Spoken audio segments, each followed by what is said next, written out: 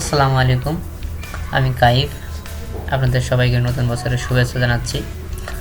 তো আমি আপনাদেরকে আজকে দেখাবো একটা ফোল্ডার কিভাবে কালারাইজ করতে হয়। লাল, নীল, সবুজ, হলুদ বিভিন্ন ধরনের কালার কিভাবে করতে হয় একটা ফোল্ডার। তো চলুন আমরা দেখি যে সেটা কিভাবে করা যায়। তো প্রথমে আমরা গুগলে যাই, গুগলে গেলাম। তারপর আপনারা সার্চ দিবেন সফট অরিনো, সফটওয়্যার লিখে সার্চ দেবেন। তো সফট অরিনো সার্চ দেওয়ার পর এই যে how to use folder colour, এটাই ক্লিক করবেন। এটাই ক্লিক করার পর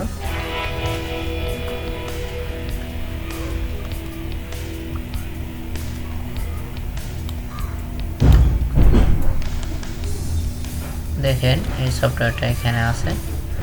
তো এখান থেকেই মানে ডাউনলোড, এই ফ্রি ডাউনলোড হিয়ার, এখান থেকে ডাউনলোড করলে ডাউনলোডটা হয়ে যাবে। তো আমি অলরেডি এই সফটওয়্যারটা ডাউনলোড করেছি, এজন্য আর এখন করতেছি না। যাই হোক, এটা কীভাবে রান করতে হবে তাহলে দেখেন।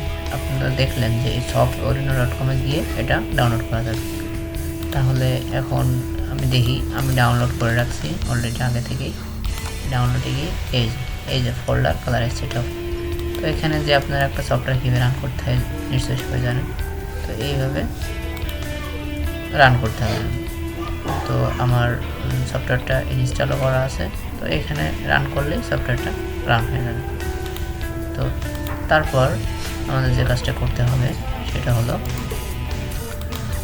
একটা ফোল্ডার, যে কোনো একটা ফোল্ডার যেটা আপনি কালার করতে চাচ্ছেন সেই ফোল্ডারের উপর কার্সারটা রেখে দেখবেন যে এখানে চাপ দিলে কালারাইজ, কালার আপনি করতে চাচ্ছেন। তো সাপোজ আমরা এটা গ্রিন কালার করতে চাচ্ছি, তো এখানে আপনি ক্লিক করবেন, কিছুক্ষণ ওয়েট করবেন।